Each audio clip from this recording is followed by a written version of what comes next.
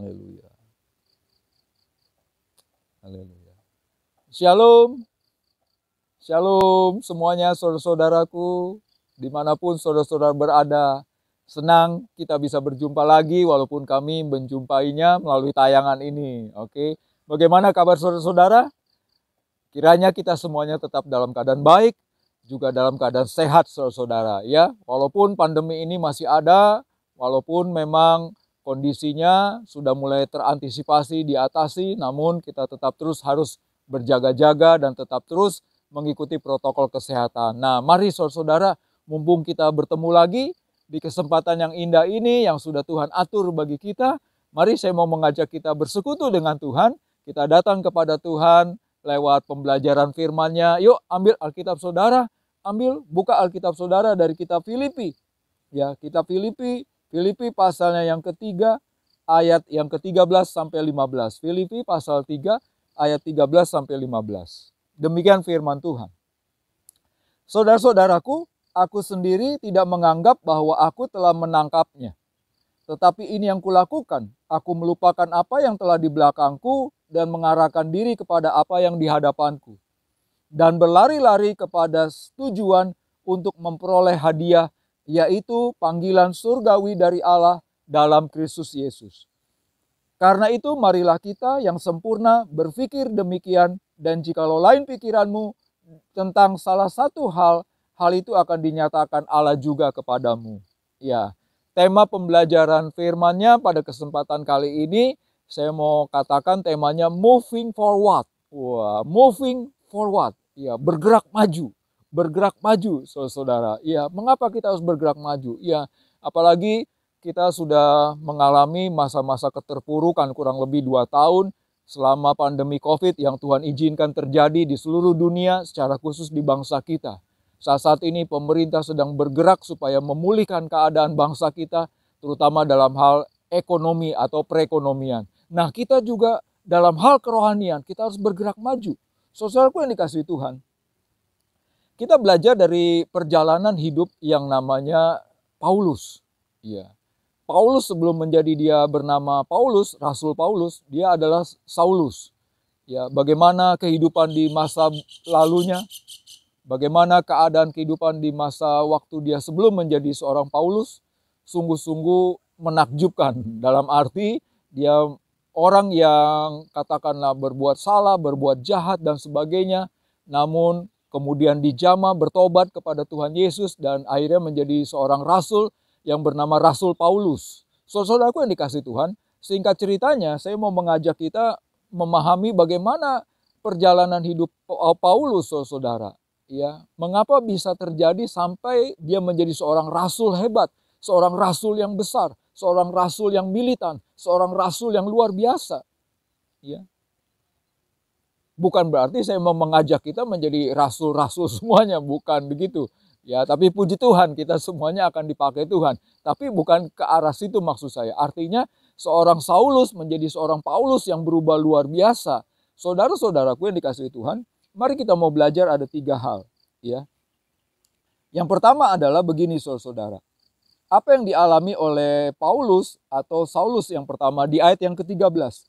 Saudara-saudaraku, aku sendiri tidak menganggap bahwa aku telah menangkapnya, tetapi ini yang kulakukan, aku melupakan apa yang telah di belakangku dan mengarahkan diri kepada apa yang di hadapanku. Saudara-saudaraku yang dikasihi Tuhan. Ternyata kunci rahasianya adalah ketika Paulus sudah berjumpa dengan Tuhan Yesus, ketika Paulus sudah bertobat kepada Tuhan Yesus, ketika Paulus sudah menyadari bagaimana kehidupan yang seharusnya, sebaiknya, seyogianya bersama dengan Tuhan Yesus, maka yang dilakukan oleh Paulus adalah dia melupakan apa yang ada di belakangnya. Bahkan Paulus berkata dia menganggapnya itu sampah. Ya, pengertian sampah kan ada sesuatu yang kotor, barang yang tidak berguna, sesuatu yang sudah dibuang, sesuatu yang tidak layak dipakai. Artinya itulah sampah. Dan Paulus menganggapnya seperti demikian. Ada banyak kita, orang-orang Kristen, seringkali bahwa kita masih terus aja terpikir-pikir, teringat-ingat, terbawa-bawa segala sesuatu yang ada di belakang kita. Bahkan hal-hal yang buruk, hal-hal yang jelek, hal-hal yang menjadi kebiasaan negatif, hal-hal yang tidak baik, tidak patut sebetulnya. Namun kita masih ingat, bahkan kita masih pakai, kita jalani di dalam kehidupan kita hari demi hari. Berbeda dengan Paulus. Oleh karena itu Paulus menjadi seorang rasul yang hebat, menjadi seorang pribadi yang luar biasa. Kenapa? Karena dia moving forward. Bagaimana dia moving forward? Dia lupakan deh. Dia buang segala yang buruk. Dia buang segala sesuatu yang tidak berharga, tidak bernilai, tidak berguna. Di hari-hari yang lalu, di hari-hari yang di belakangnya. Mari kita juga berbuat seperti itu, saudara-saudara. Ya.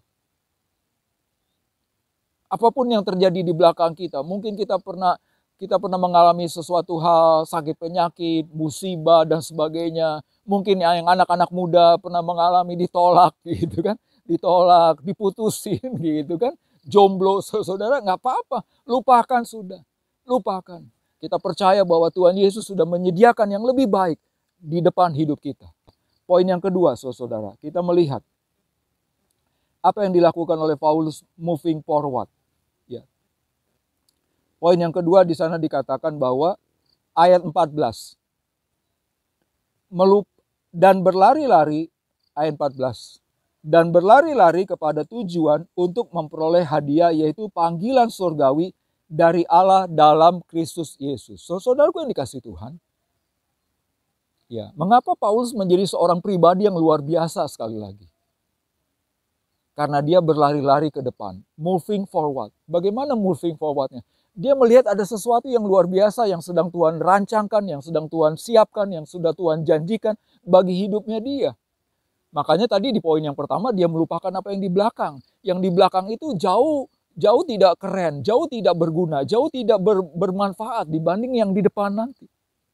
Itu yang Paulus lakukan. Dia percaya dengan iman, dengan pengharapannya, dia percaya bahwa hari esok di depan ini, di dalam perjalanan hidupnya di depan, Tuhan sudah merencanakan sesuatu yang lebih baik, sesuatu yang lebih hebat, sesuatu yang lebih dahsyat dibanding hari kemarin. Setuju? Amin. Saudara-saudaraku yang dikasih Tuhan, saya mau mengajak apalagi anak-anak muda Kristen, ayo kita maju saudara-saudara. Ya, jangan terus terlena, jangan terus tenggelam dengan kenangan-kenangan masa lalu, diputusin, ya mungkin diputusin oleh mantan dan sebagainya. Saudara-saudara, lupakan itu saudara-saudara ya. Saudara pernah dimarahi oleh bos, saudara pernah katakanlah disakiti oleh bos, oleh teman-teman di kampus dan sebagainya. Lupakan saudara-saudara. Ya. Percayalah.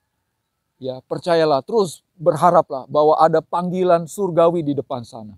Ada sesuatu yang lebih bernilai, yaitu dari Allah, dari surga, yang sudah Tuhan siapkan di depan hidup kita, di perjalanan hidup kita. Mari kita arahkan terus mata hati kita, juga mata fisik kita, pikiran kita, jiwa kita arahkan kepada panggilan Tuhan.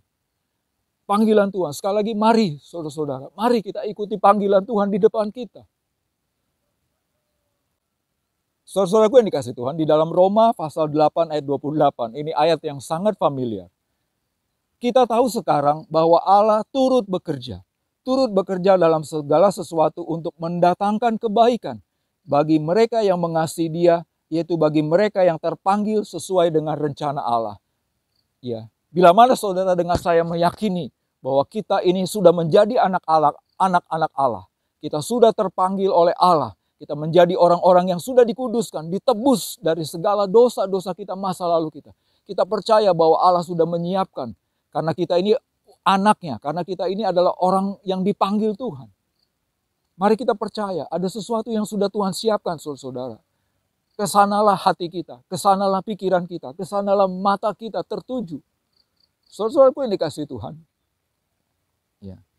Sekali lagi saya percaya bahwa apa yang Tuhan siapkan di depan sana jauh lebih berharga dari yang ada di masa lalu kita. Jauh lebih berharga dari yang ada di belakang kita.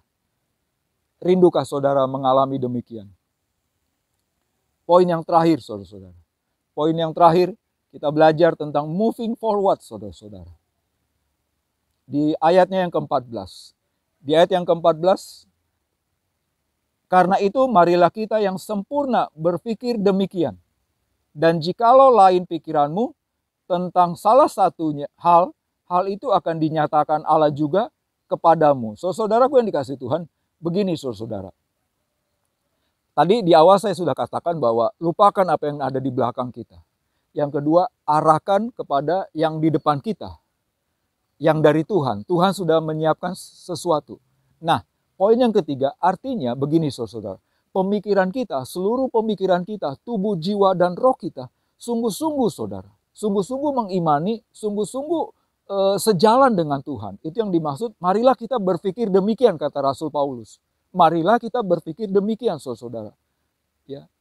Jangan ada lagi keraguan-raguan, jangan ada lagi salah-salah persepsi, jangan lagi ada keraguan atau kekhawatiran dan sebagainya. Benar nggak sih ini kata firman Tuhan? Benar nggak kata Pak Pendeta? Kalau saya dekat dengan Tuhan, saya fokus kepada Tuhan, pasti saya mendapatkan sesuatu yang lebih berharga, sesuatu yang lebih bernilai. Ada banyak orang-orang Kristen seringkali juga meragukan kuasa Tuhan, meragukan janji Tuhan, meragukan firman Tuhan. Saudara, ini tidak boleh terjadi. Ya, kata Paulus, mari kita berpikir demikian. Kita percaya penuh, percaya saudara. Apa sih yang Tuhan tidak bisa lakukan? Bukankah Tuhan bisa melakukan segalanya? Ya, yang hancur, yang remuk, yang patah, bahkan yang mati sekalipun Tuhan bisa bangkitkan kok. Tuhan bisa bangkitkan, Tuhan bisa lakukan apa saja. Ayo mari, kata Paulus, mari kita berpikir demikian. Jangan ada keraguan, jangan ada kebimbangan, jangan ada ketidakpercayaan. Saudaraku yang dikasihi Tuhan, ini sangat penting, Artinya Paulus mau mendorong, memotivasi iman kita, hati kita, pikiran kita untuk sejalan dengan Tuhan. Kita harus sejalan dengan Tuhan. Tidak mungkin kan Allah berbuat jahat kepada kita. Tidak mungkin kan Allah tidak memberi yang baik kepada kita. Tidak mungkin kan Allah tidak memberkati hidup kita. Amin. Setuju? Mari pikiran kita samakan pikiran kita dengan Tuhan. Bapa di surga pasti memberkati hidup kita. Bapa di surga pasti menolong hidup kita. Bapa di surga pasti sudah menyediakan yang terbaik di depan kita. Asal kita mau sungguh-sungguh berpusat kepada Allah, fokus kepada Allah, fokus menjalani masa depan hidup kita bersama dengan Tuhan. Pasti mujizat Allah terjadi. Pasti sesuatu yang besar terjadi dalam hidup kita. Apapun itu. Amin, saudara-saudara. Mari kita aminkan firman-Nya pada kesempatan kali ini. Saudara-saudara punya banyak pergumulan. Saudara-saudara mungkin berkata, masalah saya ini susah sekali, Pak. Masalah ini saya kayaknya nggak mungkin ada solusinya. Masalah saya ini berat sekali. Saya yakin di dalam Tuhan Yesus pasti ada kemenangan. Amin, saudara-saudara. Bagi saudara-saudara mungkin yang selama ini masih jauh dari Tuhan, kita belum sungguh-sungguh percaya bahwa Yesus itu adalah Tuhan, Allah yang dahsyat, Allah yang besar. Buka pintu hati saudara, undang Yesus masuk ke dalam hidup saudara. Maka saudara akan mengalami sesuatu yang dahsyat di dalam Tuhan. Mari kita berdoa. Kita arahkan hati dan pikiran kita kepada Tuhan. Bapa di surga, kami bersyukur untuk firman-Mu kali ini. Bapa, meteraikan firman-Mu di dalam hati kami. Ajar kami ya Tuhan untuk berlari ke depan, bergerak maju bersama dengan Engkau. Kami mau menanggalkan, melupakan, membuang dan melepaskan semua yang ada di belakang kami, terutama hal-hal yang buruk, hal yang tidak berguna sama sekali. Bapa di surga, tolong kami untuk mengarahkan hati, pikiran, seluruh jiwa kami, seluruh pribadi kami kepada-Mu ya Tuhan. Kami mau berjalan maju, bergerak maju bersama dengan Engkau. Bapa, bila mana ada pemirsa, penonton yang baru membuka pintu hatinya, mengundang Engkau Tuhan Yesus masuk ke dalam hati mereka. Dalam nama Tuhan Yesus, dalam nama Tuhan Yesus, Bapa Engkau berkati, Engkau jamah, berkati seluruh penonton ya Bapa, apapun persoalan mereka. Dalam nama Tuhan Yesus, Kau jamah, Kau berkati semuanya Bapa. Terpujilah Engkau Bapa yang hebat, di dalam nama Tuhan Yesus. Kami sudah berdoa dan mengucap syukur. Haleluya, amin. Akhir kata, saya mewakili dari pengurus besar Yayasan Visi Berkat bagi Indonesia. Mengucapkan terima kasih atas perhatian saudara-saudara semuanya. Dan sampai berjumpa lagi di lain kesempatan. Tuhan Yesus memberkati.